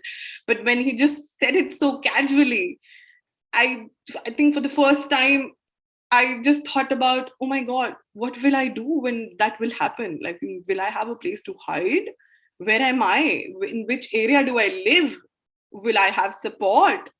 I mean, of course, the police is not going to help. So where will I go? What will I do? How will I protect my son? What will happen to my husband? I don't want to become a story. That is what I thought. And with this thought, thank you so much for giving me the space to share my heart with you. Safura, thank you so much for sharing your heart with us. That was incredibly powerful. And I appreciate very much how you pointed out the violence behind the physical violence, the genocidal violence that is behind these more symbolic acts that are occurring right now, and how the Gujarat, the case, is crystallized within everything that's happening right now. I think that was really wonderful. Thank you. So we're going to move on to questions. We have several of them. I just want to say a few comments. I've been taking so many notes while everyone was speaking. I think this panel is incredibly important to raising awareness of what's happening in India now, global awareness, but also to sort of a deep dive into the relationship between misogyny, feminicide, and genocide, so that, I think, Safura, you mentioned sort of what is genocide, what do we mean by genocide? And I think everything that you all have been talking about today shows us that there's no clear line when genocidal violence becomes something we call genocide, and the term genocide is often associated with mass killing, but when you look at women's experiences, there just is no clear start. And so we could sort of see, and what you all are saying has convinced me that we're in the space of genocide now in India. It's just that Muslim women's bodies are where it's located, right? Where it's focusing its attention. But as you all have pointed out, the larger threat, a holistic threat against the existence of Muslims, the continued existence of Muslims in India is there. It's very there and very present. And so I think it's just incredibly important that we make that point that, and Kavita also talked about this, that the misogyny and the Islamophobia that is being focused on Muslim women is also something that is then focused in different ways on Hindu women and on other women who aren't conforming to a kind of fascist ideological view of what was it called, this sort of united India, greater India might be. So I think that long-term framework is really important. And also this sense that when we measure things by the experiences of Muslim women, we see a radicalization and a speeding up and a kind of a sort of coming together of all these different threads in a way that is truly alarming. And I think another thing I think is so important coming out of this is the problematic of conditional sovereignty, right? The way in which those kinds of red herring debates end up normalizing the very violence that they're supposedly addressing, and in normalizing it end up then being on the side or of assistance to perpetrators and a perpetrating tendency within a society. So I see that also in my own country, the United States. We have that problem too, where Black Americans, when they try to assert, for example, their rights, or immigrant populations or Native Americans, it often devolves into a debate about them, something about them, and the way they're saying things or whatever else. And so it takes attention away from the violence and from the threat that they're facing. So I think these are very important points. And finally, sort of, how the international world can help. I hope we get into that as we go to the questions. Okay, so I'm going to be quiet now, and I'm going to read off some of the questions. You all received many, many warm comments of support and praise, which was really wonderful to see and deeply earned. And this is just such a wonderful panel. Let's read the first one. Sending a warm hug, Sabika Abbas. I'm so sorry for what you've had to face every day. Thank you for so succinctly speaking your heart and mind, and for your brilliant analysis. I'm deeply struck by your statement about lack of allyship and your sense that an electoral defeat of the Hindutavadis will only be a band-aid. And that relates, so I want you to comment on that, and that relates to a question that was asked about whether or not you all think that with the upcoming election that we will see greater and greater violence committed against Muslim women. So I guess Sabika will start with you, but if anybody else also wants to address this, please do. Yeah, thank you for the comment, Smriti. But the larger point being that that electoral defeat of the Hindutvadi government is just one step towards removing this hate, because we cannot forget that this project of hate has been going on for a very long time. RSS and its allies have put in a lot of money, resources, people, effort, hard work into establishing this kind of hate. And so even after the electoral defeat of this government, inshallah, there has to be a lot of effort put into de-radicalizing the youth. I mean, imagine we're living in a country where when a Muslim teacher has to remove her hijab to enter the school premises, there are people in the background laughing and smiling. It is villainous. There is a media person waiting to record the whole the attack on this Muslim woman, the way she is disturbing herself. There are people holding cameras into her face and making a public spectacle of it. So the violence is not going to reduce, because really there are really the majority, a huge chunk of the majority community doesn't care. I mean, as Safura said, it is as if they've forgotten the history of genocide. But I say that there might be people, but there's a chunk of people who've forgotten the history. But I say that the Hindus have learned the history and using same things again and again to take us to that point. So they've learned how genocide has to be done. What is the systemic way of removing Muslims, killing them, ensuring that they are no longer present in the country or are treated as second-class citizens. And the demand is not new. From people like Subramaniam Swamy to the recent BJP MLA in Bihar, everyone has very vocally and openly said, we want Muslims to be second-class citizens. And then there is this other side, this burden that any fight that Muslims are putting forward needs to be, we have to prove it to be secular. For a Muslim woman to, a lone young Muslim girl who is just going to school to study, is going to college to study, is hounded and heckled by a mob of radicalized Hindutva youth. And she raises a fist and she says, Allahu Akbar. And then there is this whole debate online where she doesn't have, she could have said, hail the constitution instead of saying Allahu Akbar. So there has been a lot of dictation that is being given to Muslims in the way they react to this violence as well. So I feel that the project or the fight to bring them down, the fight to assert ourselves, assert our identity is a very, very long fight, goes beyond electoral politics, cannot happen without allyship. We have to wake people up. People have to come out and stand up for us. Someone has commented that when are we going to organize the march in the parliament? I am asking our country, my country, and our fellow citizens through whom we have always tried to, we've been forced. There's a burden of patriotism on Muslims all the time. And there's this burden for us to continuously prove that our protest spaces are quote unquote secular and constitutional, that our protest and articulation is secular and constitutional. there's this force on us, and in the face of lynching, in the face of hate, in the face of rape threats, in the face of all these bully buy, sully deal, all the apps and auctioning and continuous violence on us, we've maintained that we've loved this country, but enough. It's the time for this country to love us back.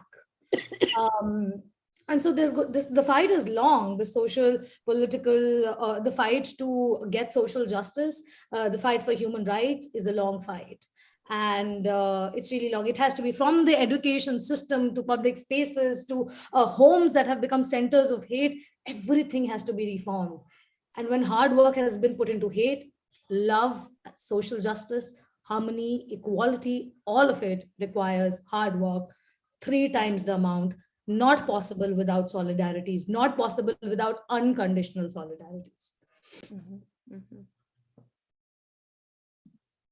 Wonderful, thank you. Does someone else want to address this, or shall I read out some of the other questions since we're running low on time? Is that all right if I read out the other questions? And then, okay, wonderful. Okay, so some of these, I'm going to read them all at once because they are statements as well as questions. And so I'm going to read sets.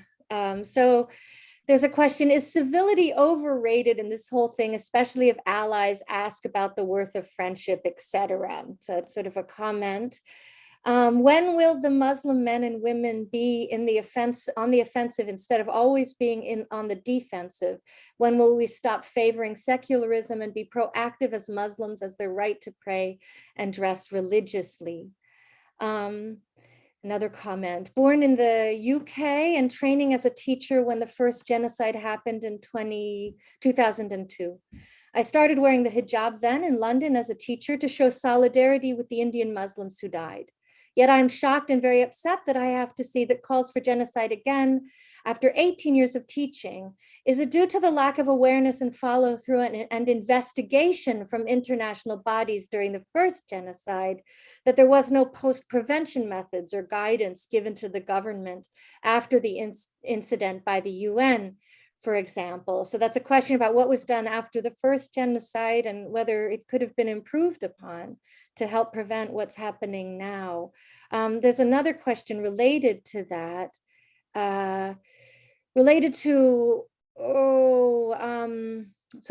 here, there's a question related to this international aspect. Ms. Zargar describes the reality of Modi and his cronies of Hindutva goons, human rights and anti-discrimination. Any civilized bodies must at least shame the current government of India. Can we file a case in the World Court in The Hague, taking the reports before the Indian courts that lies dormant in lain dormant in Indian courts for decades? So there's a question about sort of legal redress in the past and in the present and its role. Does anyone want to answer that thread about legal issues? Okay, while folks are thinking, I think these are very interesting ideas about possible legal action that can be taken internationally. I will continue reading. Just one point. Yeah, the please. legality of it. The fact being that one cannot forget that even the legal system, especially the legal system in India, is completely sold out. I mean, the RSS as well as the hateful establishment has ensured that they've planted people across the country in India to ensure that justice is not served. So there's a dwindling belief in the justice system in India. And when we talk about internationally, one can also not deny the kind of lobby that the hateful genocidal government has across the world. That is why, as Kavita pointed out, there's a reason why a German ambassador goes forward and says something like that, or so many people hail RSS to be synonymous with India and the Indian culture. So I think that there's a lot of lobby internationally as well when it comes to denying basic rights or staying silent in the face of genocide that Muslims are facing in India. And the silence silence is not new. The silence in the justice system as well as internationally is an old silence. They've stayed silent on the Kashmir issue. They've stayed silence on the genocide that happened in 2002, or the massacres that have happened over the course of time in India in the last 20 years itself. So I think that there's this, or so many people being behind bars. So there's a huge lobby when it comes to international legalities, as well as the Indian justice system anyway seems to be sold out and not in the favor of the minorities and the marginalized, and not just Muslims, but we look at any community that is on the margins, whether it is the trans community, the Adivasis, or the Dalits in India, it's the same that they're facing. Thank you, Sabika. Thank you. Okay, so some other comments. The hijab is nothing but a Muslim version of the palo, which has been practiced by Hindu women for generations. If we visit the rural areas of North India, you will find Hindu women covering their heads with the ends of their saris. I think you all pointed that out as well, that it's not about the hijab. Mashallah, Sister Aisha, excellent points, including your highlighting of Islamophobia of leftist liberal feminist allies. Inshallah, we will fight and win. Someone noting we need action. What have the people done in India to organize and protest in front of the Indian Parliament House? Maybe this is something we can talk about, the kinds of protests that are being organized and galvanizing support and the organizing that is going on. Someone has written, since the chat is disabled, I want to thank you, Kavita, for her eloquence. Thank you for shedding light on the Hindutva ideology. Does anyone want to talk about organizing? There are some questions here about organizing and sort of what can be done. Maybe perhaps our organizers. Aisha, would you like to address that perhaps? Or Kavita, Sephora, Sabika?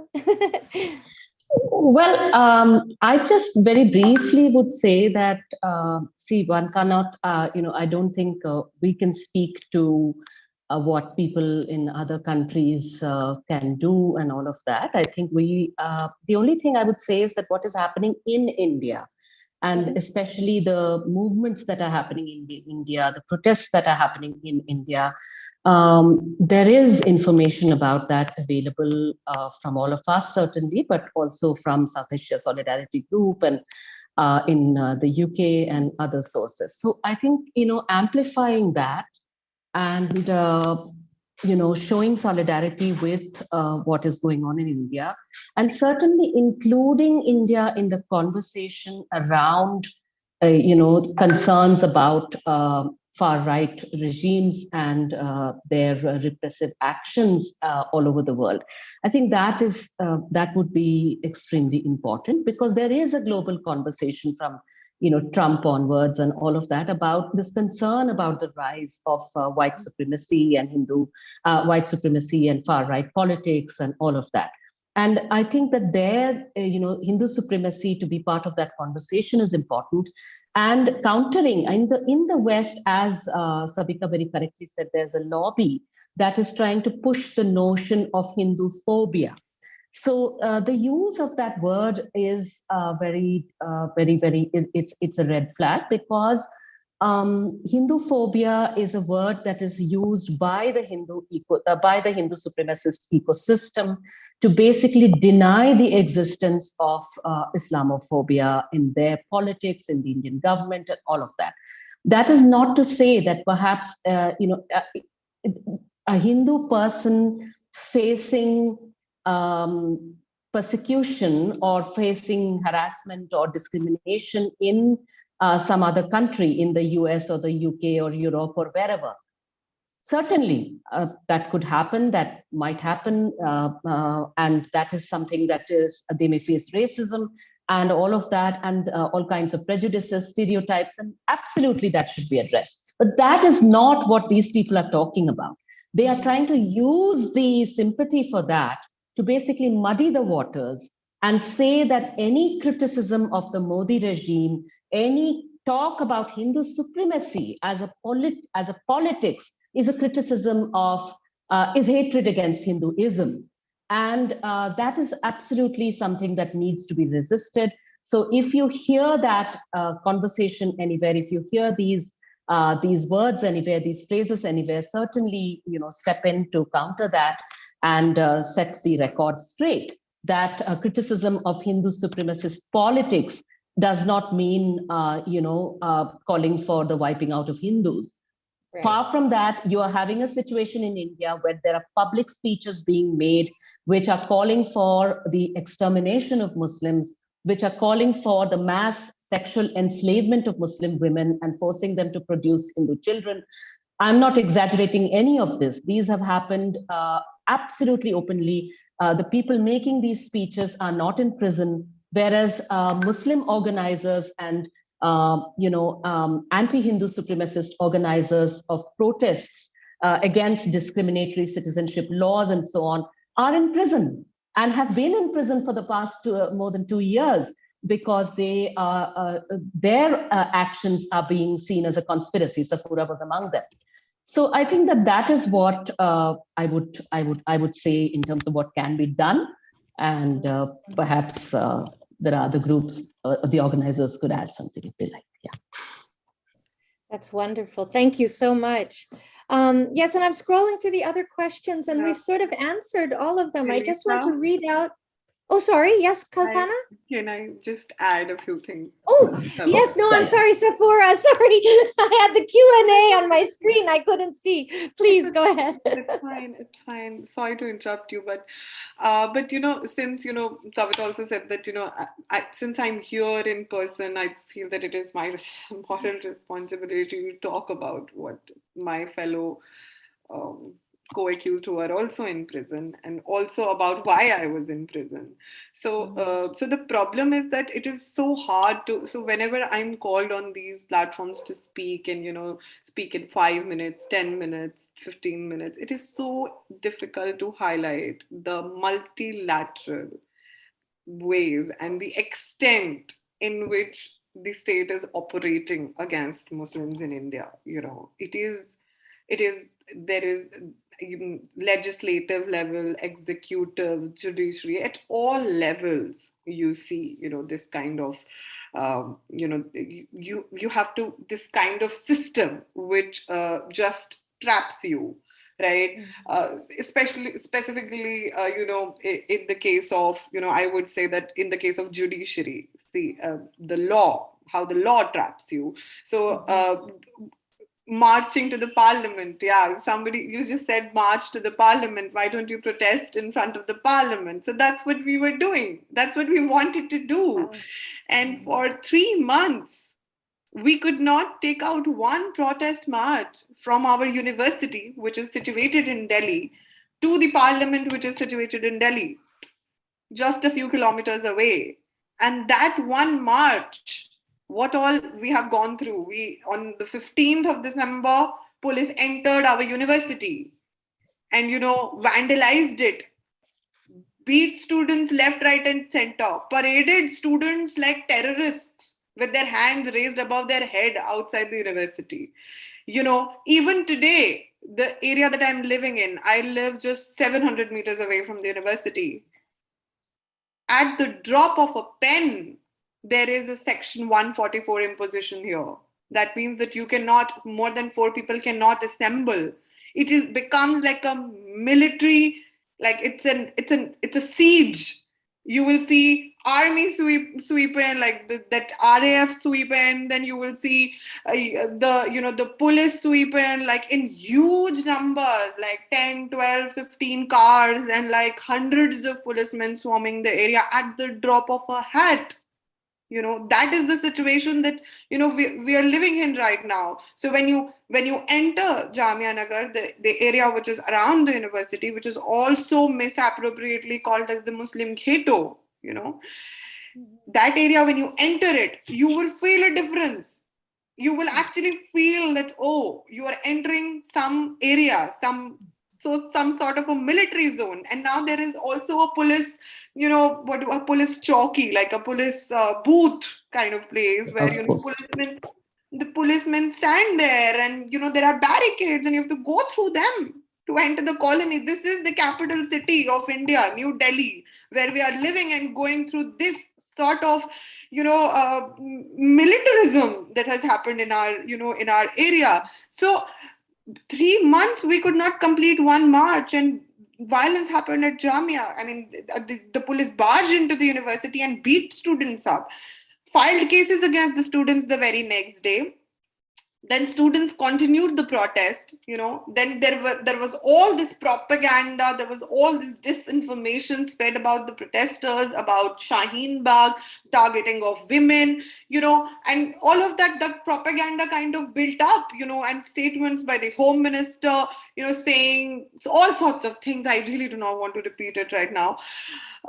This happened, and then what happened was the violence, the Delhi, the Delhi pogrom happened, that was the culmination of the protest. How do we protest? Every protest, and then, that happened. 53 people were killed. 2/3 of them were Muslims, and Muslims are in jail for killing Muslims, burning properties of Muslims.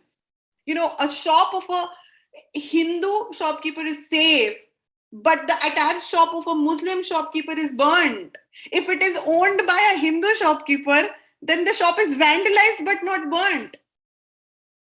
This is how strategically the mob proceeded. This is what happened. And then I find myself in jail for orchestrating riots. I was framed, and I spent 74 days in jail. Under UAPA, we were booked under a terror law. If it not have been happened with me, I would think that this is absurd. It is impossible. But you can go and check the facts. I am not even exaggerating one bit. This is what happened. In fact, I think I'm missing so many details, because I did not come prepared to talk about it. But yeah, now that we're talking about it. So this happened. I was in jail for 74 days just because some students decided that we want to march to the parliament to show our dissent against the CAA. This happened with us. So how protest gathering has been criminalized in India. A student, a 21-year-old student, Disha Ravi, was in prison just because she forwarded a toolkit, in the farmers' protest, a social media toolkit which said, click here for liking on Facebook and, do this and like this page. It is absurd. And it is all holding true in the judiciary. It is a cruel joke, except that the joke is on us. The joke is on us. So, sometimes I just don't, I also laugh about it. But yeah, I mean, I have that bad sense of humor where I also laugh about it because it is so absurd. It's unbelievable. And sometimes I feel that it's a nightmare and it's just going to end soon. But all of this happened with me, and we were 21 accused in the Delhi riots conspiracy case. And now we 3-4 of us are out, and 18 of my friends, activists, students are still in jail since last 2 years. They have not been able to get bail because a draconian anti-terror law is slapped on our case. And I am also, and those of us who are out are also living life as a UAPA accused, where all laws of jurisprudence are subverted. I mean, I am a criminal unless I prove myself otherwise. That is how I am also living my life. So under constant scrutiny of right-wing propaganda machinery that, they want to ditch at every word that I say and prove that I am a terrorist. I am a jihadi. These are the words that are very casually used for me. That these are the words that I live with, and how every day on social media, the name of the father of my son is asked over and over and over again, like 1,000 times on every Twitter post, and every Facebook post, and on every Instagram post. This is the life that we are struggling with, every day. So protest is criminalized to such an extent that, I think if somebody asked me to protest, I literally do shiver at the thought of going to protest. I don't feel ashamed to admit that. You know, I do shiver at the thoughts of going to protest. It is only when very recently that I have actually stepped out into the public, because the pandemic also came after that, and I started going to programs and I started attending a few public gatherings. But it is scary to imagine going back to that place, you know, to back to that humiliation, you know, being caged that way. Although there is also this constant urge, I would say, to not be silenced, because that's what they want, you know, and do not give them the satisfaction of having silenced you. But it does come at a price, you know, at a very heavy price. So even what we also look at the larger civil society, you know, Kavita is here, and we look at the larger civil society to actually, you know, raise all of these issues, and you know, people from the majority community to actually flag these issues, just like Kavita did right now, talking about how, you know, propaganda is sewn together through words like Hinduphobia, and how even there is an attempt to completely tilt the Delhi pogrom narrative, you know, in the sense that show it as being anti-Hindu, where 75% people who died were Muslims. Lives were lost of Muslims, livelihoods were lost of Muslims, houses were burnt of Muslims. And they are actually getting away with this propaganda is the most absurd part. There is a book that came out on this propaganda. It is rubbing wounds on the you know, on the struggles of all of those people who died. In fact, on the dead bodies, you know, of all those people. It is rubbing wounds on their dead bodies that such events are taking place. Where are they taking place? They're not taking place outside of this world or outside India. They're taking place on Indian soil. They're taking place amongst the civil society that we are, you know, we are also part of. They're taking place in the press club. The press club, you know.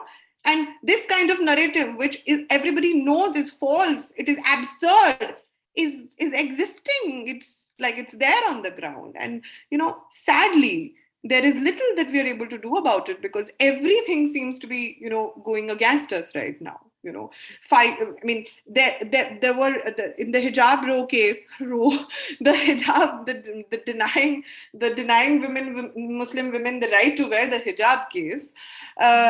You know, girls went to the court, and then again, people were like, "Oh my God, why did you go to court?" You know, this is the kind of discussion that we're having, and I'm very honest about it, because, you know, the court has reserved the order, but the kind of arguments that we've seen happening, the legal you know, experts are not expecting something, a favorable, you know, a favorable order maybe. And then the whole debate about that, so why would you go to the court? So you can't go to the court, you can't protest, okay? What do? You can't exist. Basically, the only way is to be silent, so that some political party can have an electoral win. Don't talk about it, because it will polarize the election further. I always say that this kind of, and also Sabika also was saying that this kind of electoral win is of no use, because this is exactly what they want, to make Muslims as social, electoral, cultural pariahs, you know, to erase us further and marginalize us. That, you know, even like election is a really big thing in which, you know, all of these issues are taken up, controversial, and everybody wants to, you know, use it against the other party and do that. But nobody's talking about the 23 people killed in Uttar Pradesh in the Uttar Pradesh election. Why? Because they were Muslims, because it will further polarize the election. It is absurd, the kind of politics. I recently worked on a report on the state of repression in Uttar Pradesh, and I cannot tell you, there were, at every step, I was being advised to not launch this report in the midst of the election, because, oh my God, it will polarize the election. So basically, I don't talk about the 23 people who died of bullet injuries, and there is not even a single arrest and investigation into who killed these people. And the 1 lakh people against whom mass FIRs have been filed in Uttar Pradesh, because it is going to polarize the election. That is the adverse situation that, you know, we are faced with, even from the allies, well-meaning allies, you know, I would say, because they do not understand that talking about it might give us a short-term gain or a win, but what are the long-term ramifications of it? Because they will be able to bank on that hatred, that isolation of Muslims, that because they have created their enemy in the Muslims, and they can again bank on it and resurrect that fear and come back to power tomorrow with greater majority. And that is what happened when in 2014 BJP came into power, because we'd never addressed these issues, because we never talked about it, because don't talk about it, it will polarize the elections. This is the kind of, absurd narratives that, are happening in the country right now. And I'm sorry, but I cannot give you hope. I mean, that is how it is. Can I just come in, because I think that was so important, everything which you said, Safura. We are being put under pressure to start the next panel. But I'm so glad that you made those points, because I think it really also underlines to all of us how important it is that people take a stand globally and counter these kind of ridiculous myths of Hindu phobia, which Kavita mentioned, and so on, and actually act to recognize what's happening and to project it. So, I mean, I just wanted to urge everyone who's here from the UK to join our protest on the 20th of February at the Indian High Commission. It's the 20th anniversary of Gujarat 2002. So we're commemorating everybody who died. We will never forget them, but we're also drawing attention to what is happening right now. And that solidarity is absolutely crucial. So please do join us. We're also, even if you're not in the UK, we have produced a letter addressed to the UN rapporteurs on violence against women and on minority issues, highlighting particularly the things which this panel has explained so powerfully about how Muslim women are being targeted. So please do share that, and I've put it in the comments. Please amplify it.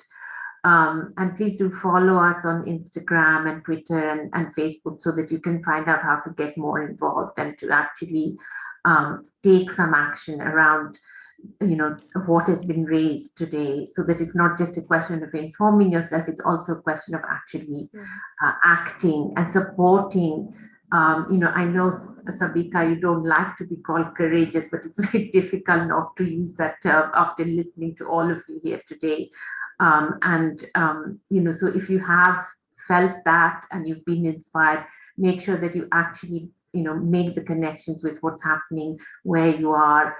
The organizations which are, holding the conference are all involved in actually in that activity and that activism. So, I know we're really being put under pressure to just stop. So I'm going to say thank you so much, Elisa, for your sharing and for your insights, and a huge thank you to everybody on the panel. And just really wanted to express our solidarity with you at this point. Thank you.